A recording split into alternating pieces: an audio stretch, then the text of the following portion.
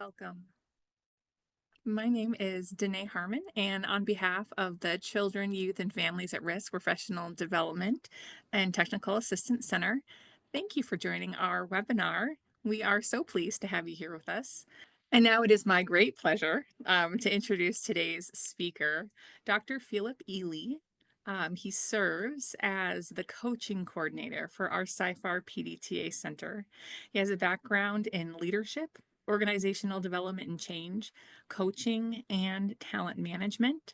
His doctoral research was the basis for the book Rethinking Organizational Diversity, Equity, and Inclusion, a step-by-step guide for facilitating effective change, where he served as the editor and the author. His chapter explores organizational culture and the impact it has on diversity. He holds a Masteries Practitioner designation from the International Association of Coaching. And I turn it over now to Philip. Thank you so much, Danae. Welcome, everybody, and welcome to this presentation. Today, we're going to be talking about cultural competencies and how we can use that to increase our program effectiveness.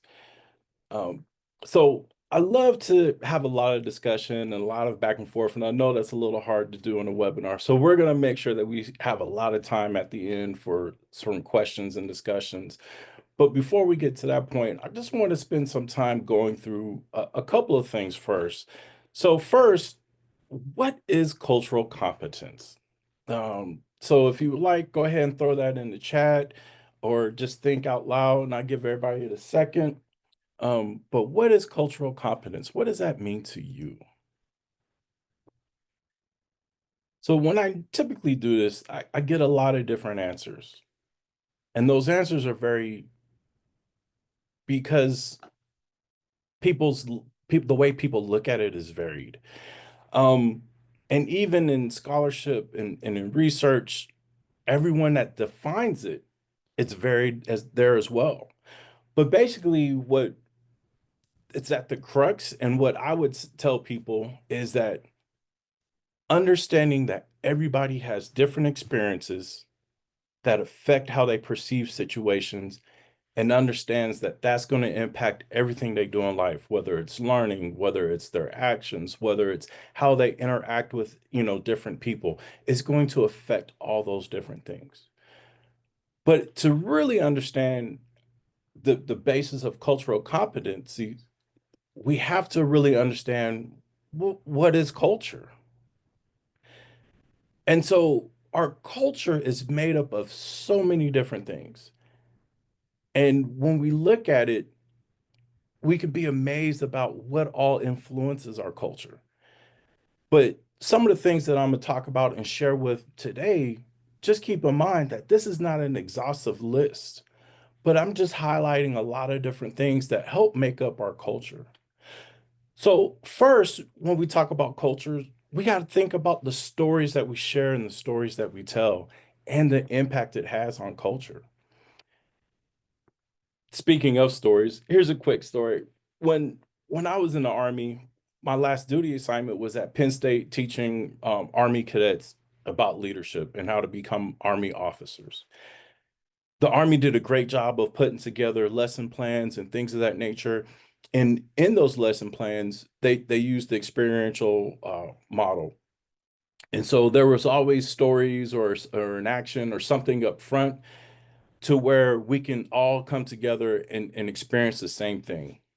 So for one of the lessons that talked about joint operations, and what joint operations is not important for this particular story, but we were talking about joint operations. And the story that they had was a video clip from a movie called The Devil's Brigade. Now, I'm imagining there's a lot of people out there that are sitting here thinking, The Devil's Brigade, what movie is that? I've never heard of it. And if you don't know what it is, guess what? These young kids that I was teaching, they sure as heck didn't know what it is because it's a much older movie. But now we all had the same culture. We were working, they were working to be in the Army. I was in the Army. So we had the same Army culture. We believed in the same things. We were working toward the same goal. But even within our culture, there were different subcultures. And for those young cadets, understanding or knowing or even seeing the movies The Devil's Brigade was not part of their culture. It was barely part of my culture.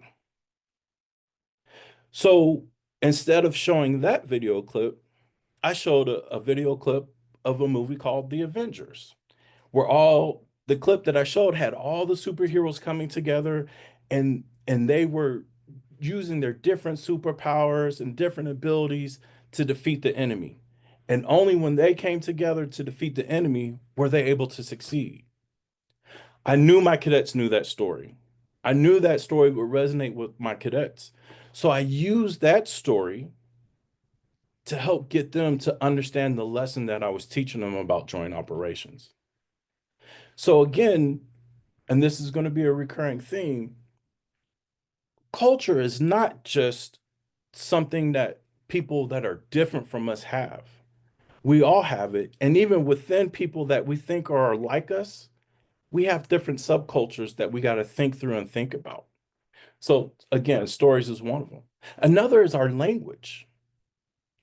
Every generation has their own slang, their own subculture, their own language that they speak that, I know my parents are like, what are you saying? Speak English.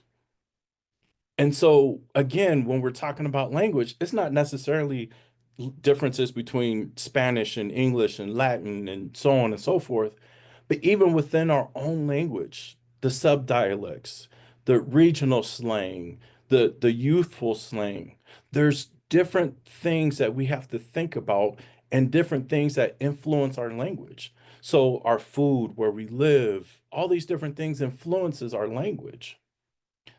When we started having smartphones, our language changed. As technology evolved, our language changed. We added words for things like computers, for satellites, for all these different things, right? So language is another important part. Our values and our ethics, how we look at things, how we see things, thinking through, you know, what what do I believe in? And how does that fit in with my bigger culture and different subcultures within my culture? Art. And when we talk about art, we're not just talking about paintings, but we're talking about our art, music, um, paintings, crafts, all different things. Every culture has some form of art, and that art is different. Even within subcultures. Again, if you talk about country music, you have old school country versus new school country. In rap, you got like East, West, Southern screw, just different pieces that some people outside might say, oh, well, that's all the same. But inside, there's different subgenres and subcultures. Even in paintings, you have, well, I was going to actually try to say a whole bunch of different ones, but I would have messed it up. So I'm going to actually leave that alone. But it is different. So again, the common theme that culture is everybody. And it's not just those who we perceive as being different where their culture changes. Again, I mentioned technology a little bit and how it influences our language. It influences our art. But then our language and our art also influences our technology. Our stories influences our technology. When Star Trek first came out, things that were real influenced things that they perceived could be possible as far as technology. People dreamed of flying cars, dreamed of all these different things. And because we dreamed of it, we built it. So our culture and our stories and our art and everything else influence our advancements in technology and influence our drive for advancements in technology. And then our improvements in technology also help influence the rest of our culture, how we do things, how we communicate, how we move from place to place. Because we can move freely with vehicles and with airplanes, now we have more cross pollination within cultures because we can move from place to place. We also have laws that influence culture, and that's part of our culture. And our culture influences our laws. And I know this is something that's real big on everybody's mind right now with a lot of different things with our executive orders that are coming out. But again, this also has an influence on our culture. And not just laws, but policies and admin letters and things like that. So again, our beliefs, what we believe to be true, how we come to those beliefs. Our culture influences those beliefs, and our beliefs influences our culture. What we hold dear to our hearts, what we hold as being important. Another thing is our rituals and our traditions. That's part of our culture. Whether we're gathering together for Thanksgiving or whether we're celebrating different holidays, those are part of our rituals and our traditions. Even something as simple as our morning routine. How we wake up, do we make the bed, do we brush our teeth, do all those things are part of our own traditionals and rituals, and those impact our culture and those influence our culture. So that's also a part of it. Our symbols, what are they? What do they look like? What do they represent? How do they come apart? What do they mean to us? What do they mean to others? That's part of it. And again, I mentioned food. If you go to Maine, I'm pretty sure you're gonna eat some crab legs, some lobster, and well, I know when I went to Maine, that's what I ate, and it was very delicious. If you're going down south, the cuisine might be a little different. Seafood down there might mean crawfish or crawdads, depending on where you're at. Again, our food and our language and where we are, they're all influenced. Our dress, how we dress represents us in our culture as well. So again, this is not an exhaustive list of what our culture, what is culture and what makes up our culture. But this is a good starting point for us to truly see that culture is everything that makes us who we are, everything that influences us, everything that we influence. It's part of our culture. And our culture can reach vastness and it can be a culture of one as well. So even within our bigger culture, so when we think about United States as a culture, there's so many different subcultures. So you can never just say everyone in the United States is this, or everyone who looks like that is like that. We're all different. And our culture is what makes us different, what helps influences us to be different. So why is culture important? I wanted to bring us back to um, kind of where we all kind of fit. So within 4-H, right? If we think about 4-H and we think about the 4-H thriving model, culture helps us with understanding some of those things. So if sparks and belonging, relationship and engagement is that developmental context within that 4-H thriving model, understanding culture will help us to understand how we can get that spark out of that youth, how we can understand how they feel they belong and change things and understand what things in our culture of our organization that we need to change to help them feel like they belong. It helps us to understand how we can better relate. Again, going back to that story I told about the cadets, if I were to use that movie clip from the Devil's Brigade, I wouldn't be able to relate to them. Our relationship would not have been as strong. But using something as simple as just changing that video clip to an Avengers clip helps build that relationship, helps let them understand that I see them. And also, in the same vein, helps with engagement.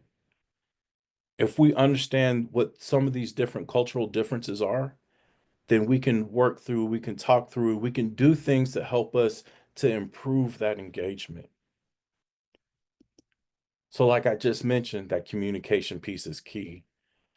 Understanding that everybody has a different perspective and based off their experiences, based off their culture, they're going to see things differently and they're going to receive what you're saying certain ways.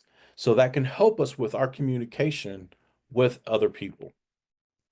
So, we talk about all these different things.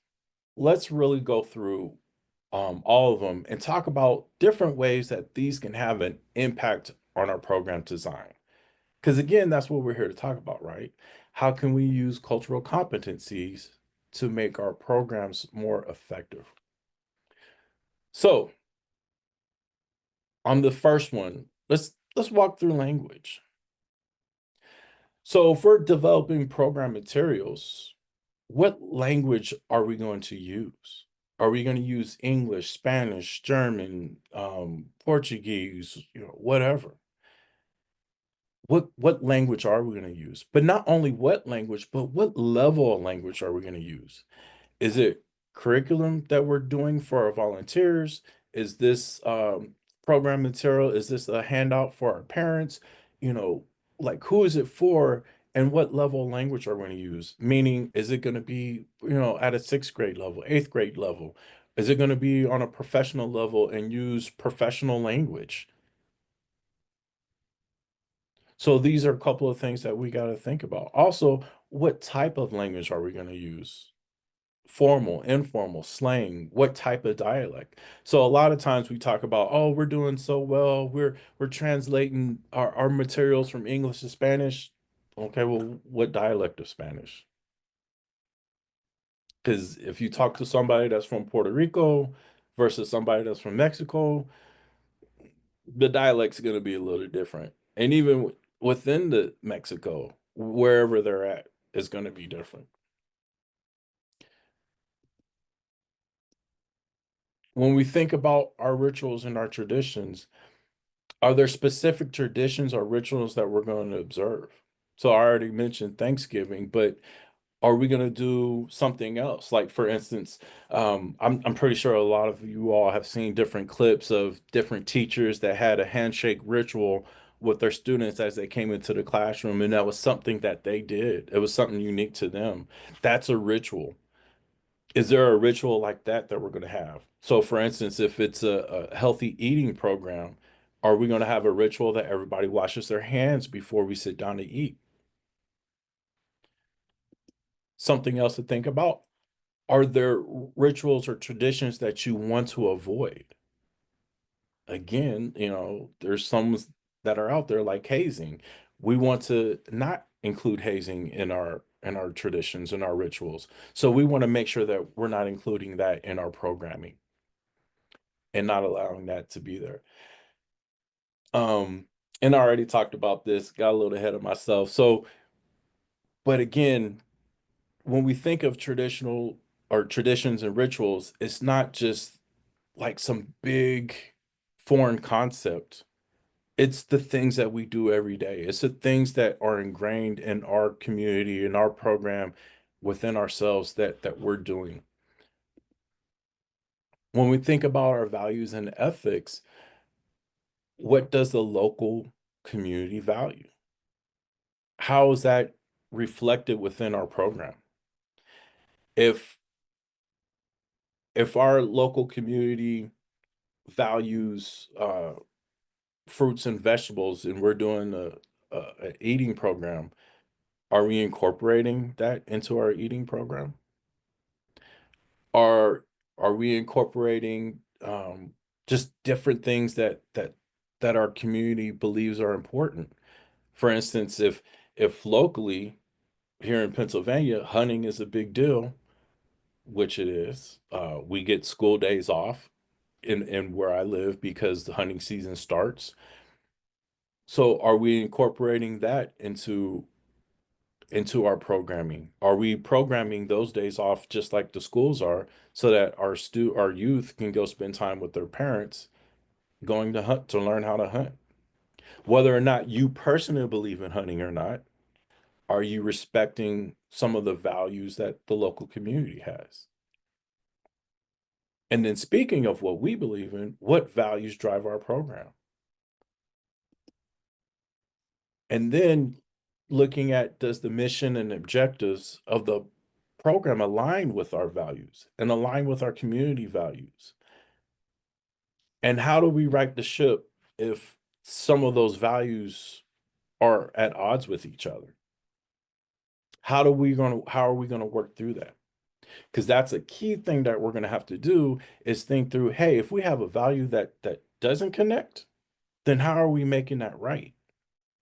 And what are we gonna do about it? Because it will come up. Again, stories are a big thing. And are we using stories from our local community?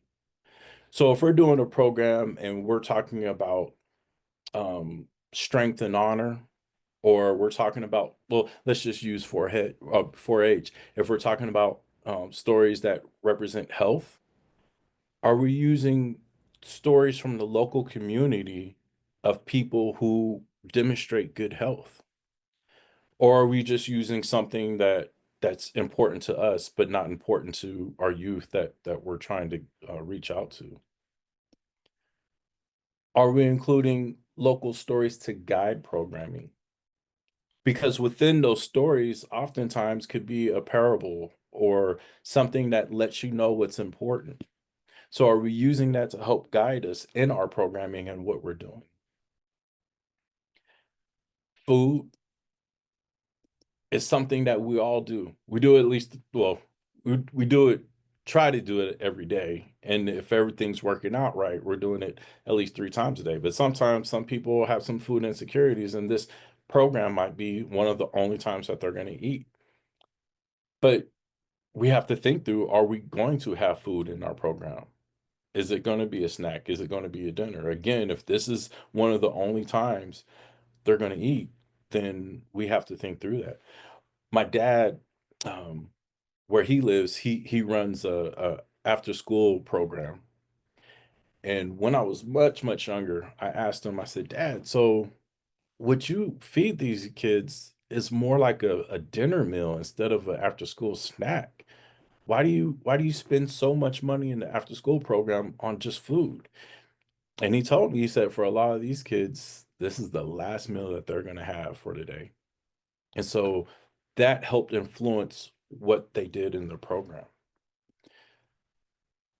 Will you incorporate food from the local community?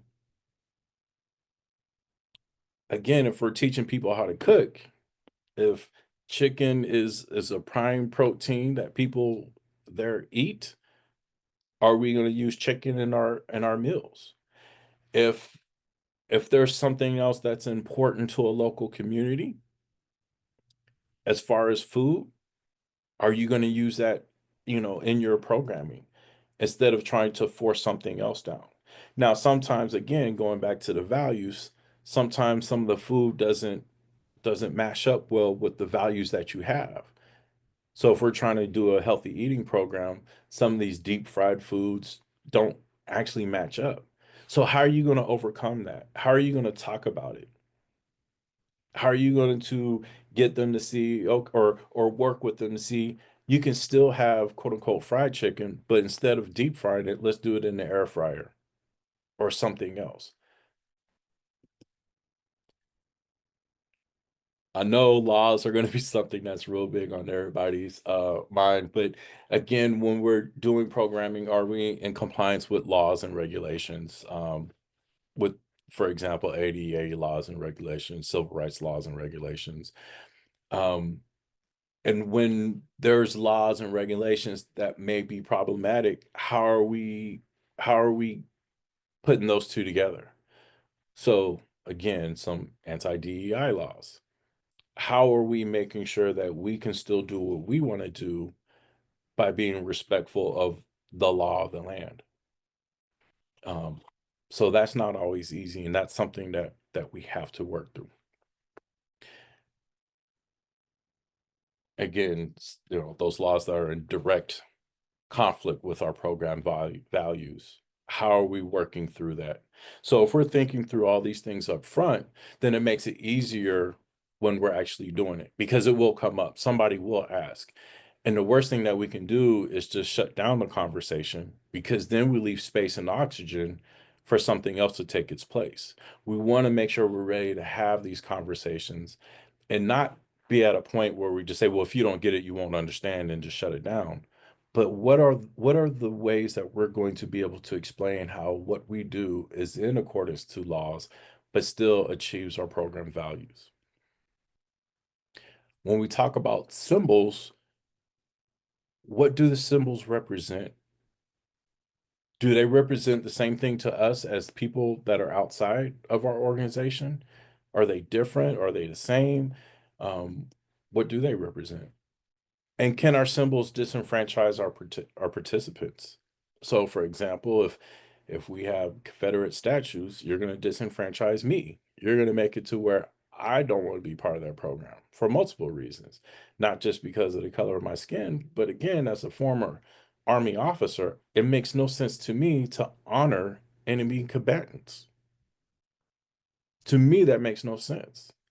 So, I what does that mean to the different people that you have coming in? What do your symbols means? Think about that and spend a little bit more time on it. And does your symbols represent all the things that you want it to be or what you think they do?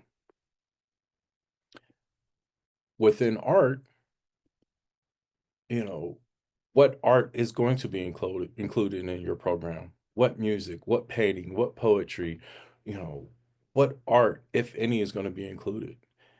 And it might not be art that your participants are doing, but art that's in the background. So if you have music playing in the background, what is that music? And who will choose the art that's going to be included? Is it just program staff? Is it program participants? Is it a mix? What is that going to look like? And again, another thing we always come back to, does the art reflect the community that you're working in? And again, just want to reiterate that sometimes we think, oh, this is my community. I know what art they need, or I know what art they like. But you might not really be in tune with the younger generation, or you might not be in tune with everybody else within your community. So a lot of times we think that this is only applicable when we're going into a community of people that we perceive do not look like us or are different from us or are foreign to us. For instance, we might think this only applies if we're going into work with a program that works with immigrants, or if we're going to a program that works with, um, a different community, a rural community, and I'm from an urban setting. No, this is included in people that look like us, that talk like us, that have similar experiences to us as well. When we think about beliefs, what are the beliefs of the local community? Does any element of the program counter any established beliefs? You know, if if we're teaching, you know, if we're teaching how our solar system orbits and people still believe that the Earth is the center of the solar system, how do we make sure that we're working through that? And I'm using that example because it's going to be less controversial. But if we can't answer that, then how are we going to be able to keep people, to keep participants, and to grow together? So it's important to not dismiss, to not ignore, but understand anything that's going to counter what we're trying to establish in our program, and actually take it head on and work through it. So when we think of dress, again, sometimes we're thinking, oh, a cultural dress that, you know, like for instance, if we have Muslim women, what are they going to dress like? But it's more than just that. Our dress means so much more. So, are we going to have a dress code? And if so, why? Is it for functionality? For instance, no open-toed shoes. And we're going hiking, so that's why we're implementing a dress code that we don't want any open toe shoes, or is it for quick identification? So we're going on a trip and we want everybody to wear these same bright yellow shirts so I can quickly identify all my youth that's in my group. Why are we having a dress code? Because if we have a dress code, if there's a purpose for it, then we can make sure that we're not uh, establishing a dress code that's exclusionary to people, right? But what are some of those unintended consequences of our dress code? So if we do have a dress code and it does seem to exclude some people, then what are we going to do about it? So, for instance, again, we're going on that hiking trip and we tell everybody there's no open-toed shoes allowed. Uh, but we have some students that can't afford those shoes. What are we going to do about it? So, just some things to think about. And lastly, talking about that technology, what technology are we going to use? Are we going to bring in tablets, Wi-Fi, email? Uh, and will this technology create barriers? Different examples would be availability or capacity or capability to use. If we're sending something out to our parents that says you got to do this, do that, click here, click that, do our parents understand it? Are our parents technologically savvy enough to maneuver through that space? Um, our youth that's in a program, if we're saying, "Hey, we're gonna use these tablets and we just want you to do this," are we taking time to stop and teach them how to use those tablets first? So, what are some of the barriers to technology that we wanna incorporate? What are they? And then how can we get around those? Um, which comes back to this last point of, are there gonna be any technical assistance to be available? So, are we gonna have time to help people? Or we're gonna have people that they can reach out to, email or call to say, "Hey, I don't understand this," or "Hey, I can't get this to upload right. Can you help me with it?" So I just unpacked a whole lot of stuff, a whole lot of stuff. Um, but there's a couple of things that I really want to make sure that we're hitting home. One, culture encompasses so much. There's so much when we think about culture. And I just hit the top of it. But if we understand that all those things make us who we are, then it's easier to understand that everybody's going to have slightly different perceptions and slightly different perspectives on things. Two, when we talk about being culturally relevant or culturally capable, it's not just, are you that way with someone who doesn't look like you? Are you that way with a different community? But that also includes our own communities. That includes being able to be culturally competent within ourselves and with our own communities.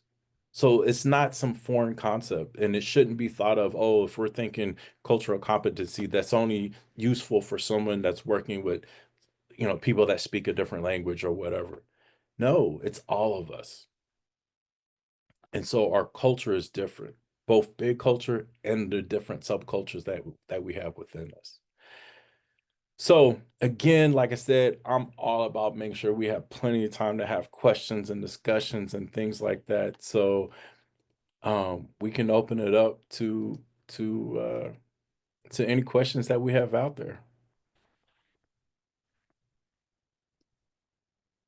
Thank you, Philip. We are going to address one question that came through, and please, as we're talking through this one, we invite you to submit more, any that are on your mind. But for Maureen Anderson, when you can, could you please show the slide on stories again, or will we receive the slides?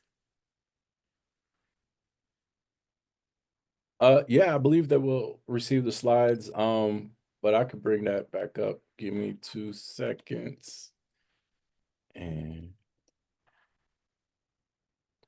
so now I will ask you a question. Is there anything in particular that you wanted to talk about here or say about this particular slide?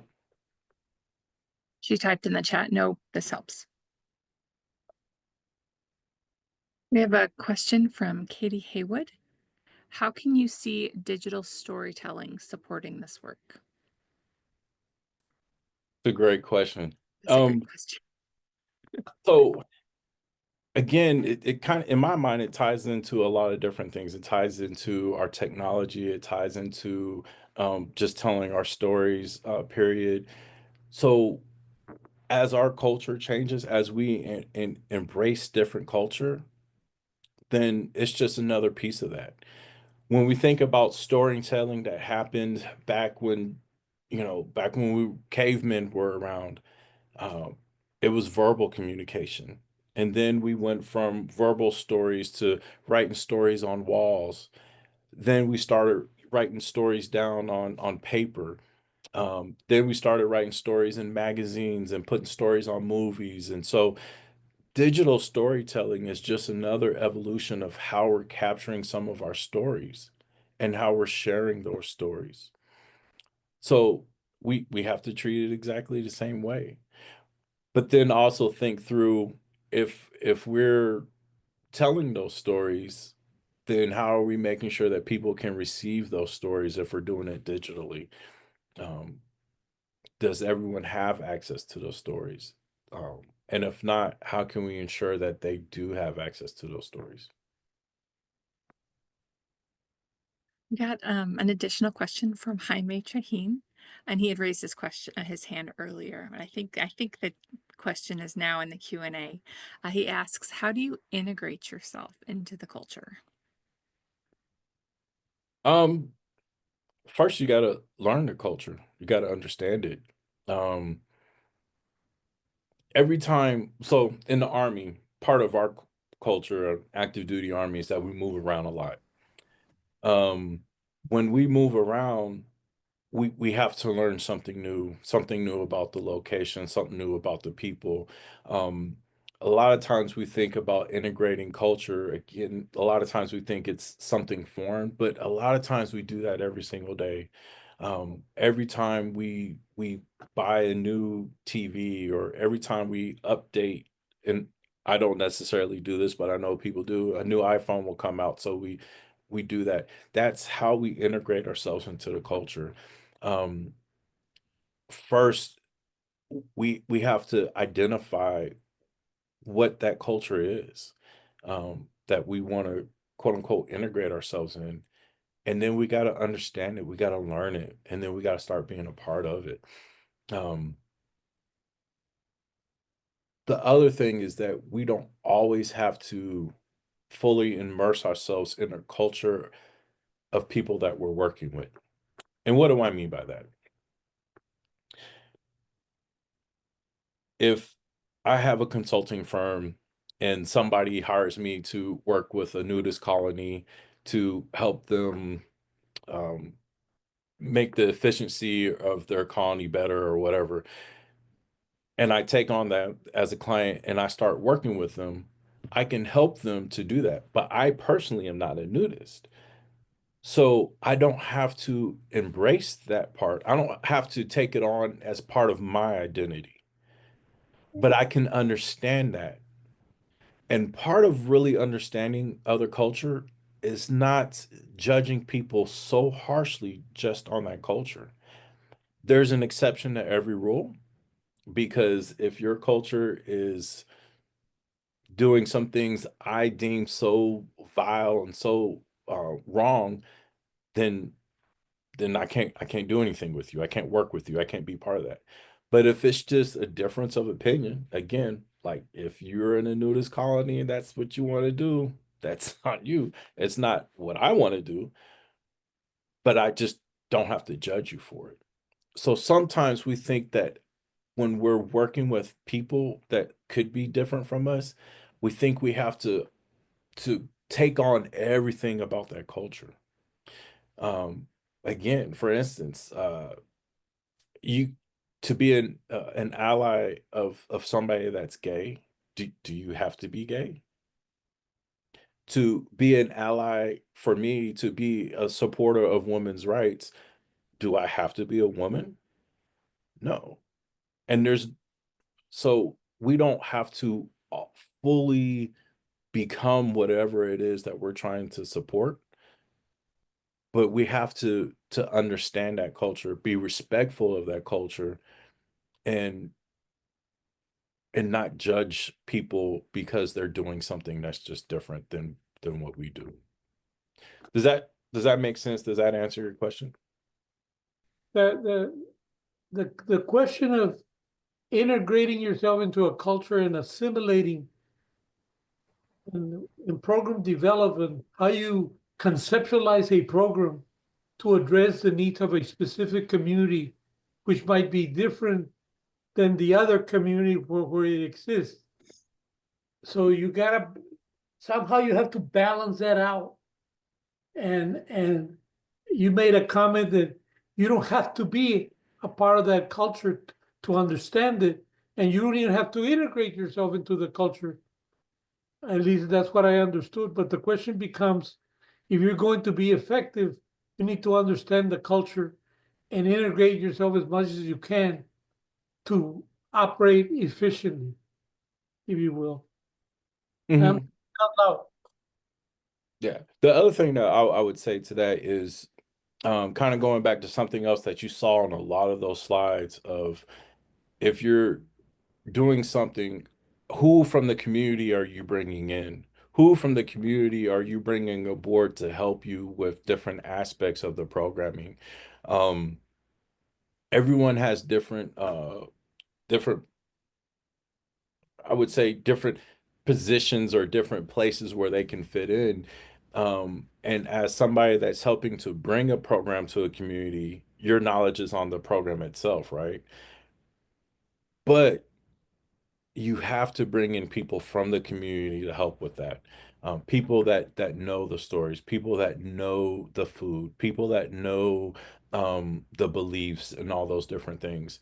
Because even even if you're part of a community, there's going to be some things that you just don't know.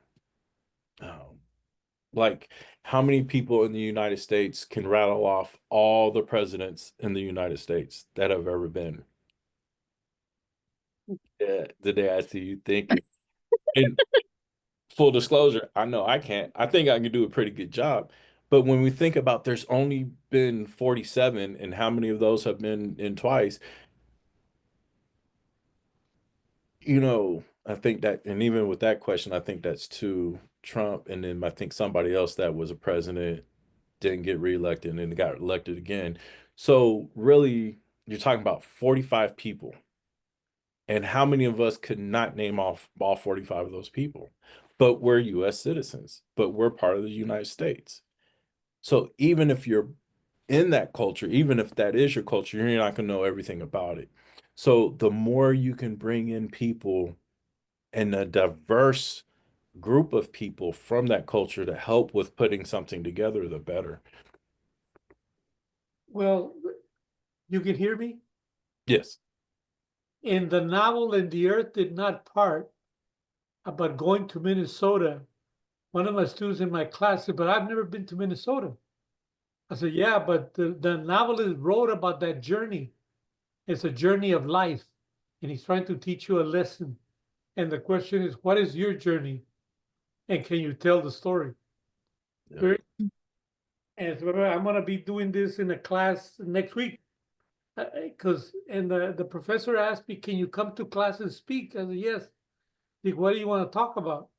You go about The Earth Did Not Part, the novel about going to Minnesota. I said, well, I've never been to Minnesota in a car. I've flown to Minnesota. But anyway, the student is very interested in, I said, but he needs to understand that it's about his journey because the writer's trying to explain his journey about going to Minnesota in a car in the 1950s. And I said, how does it apply to the 21st century to a student? And it has a lot of meaningful experiences in terms of the journey. Absolutely. Thank you. We have another question in the Q&A, and this is a two-parter from Crystal Tyler Mackey. First, she says that she appreciates the notion of honoring local culture and values, the hunting example, whether or not you have the same values. And then the first of the two questions is what are ways to navigate some of those differing values? And then the second, also, how do you clearly distinguish your personal values and those that are aligned with our programs, such as your example of food and a nutrition program? Yeah. So that's the hard part, right? And that's why we got to think about these up front, because if we think about these up front, then we can tackle those and we can really think through of how we're going to make that work. But to more directly to get to the question, so that first one, what are ways to navigate some of those differing values? First, you have to find common ground. What are values that you both believe in? Um, so using a hunting example, um, hopefully one of the values that you both believe in is spending time with family and having strong binds with your parents. And so because you want your students to spend time with their parents, because scientifically, we know that that allows us to have stronger bonds, and allows those youth to grow up to be more productive when they have a good relationship with their family and with their parents. So you want them to spend that time with their parents. So because of that common goal, because of that common value of spending quality time, and you can probably argue if you believe it's quality time, but spending that time with your parent, that's how you that's how you make the two match. Even though you may not personally believe in hunting, that's how you make the two match. Um, so is it going to be that simple with everything? No, it might be a little harder to find those common values. But again, start by trying to find the common values that you all have, and how can you tie those together? Um, and so with that second question,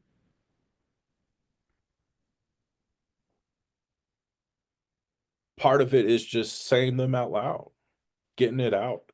A lot of times we think we value something different, but we actually value the same thing. Um, and I'm gonna go there. Let's just take DEI for an example. Some people may say, "I don't like DEI because what it does is it puts people who are unqualified in these positions," right? And we believe in making sure that people that are in certain position earn it through merit and so on and so forth.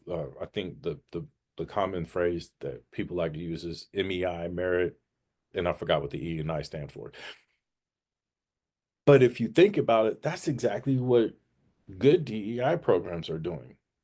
They want to make sure that they're removing barriers and other challenges and obstacles so that we can have a bigger talent pool and look across and see the talent across different organs or different diverse populations, and select the best talent off of merit.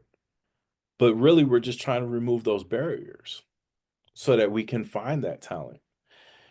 Um, and so sometimes just having conversations, having communication to help people see that we are actually on the same goal, that we have the same values, that we are actually aligned, that we're wanting the same things is what's needed. Um, again, you talked about the example of food in the nutrition program. We want to honor the customs and we want to honor the traditions. So let's have a conversation of why we typically eat this kind of food, why this food is part of our custom and our culture and blah, blah, blah, blah, blah. And so we want to honor our ancestors. We want to honor those that came before us. But are there things that we can help our ancestors improve on, or add, or not improve on, that's the wrong terminology, but is there things that we can add to our heritage, add to our custom, add to our traditions to help make the food healthier? So that's just another way that we can look at it. Um, but again, a lot of it comes down to finding common values, finding that common value as a starting point, and then having the conversation and having time to really speak and work through things, and not at a place where it's too much emotion and too much vitriol and one-sidedness, but really listening to each other. But again, just finding ways that we can take that common value and build off of it.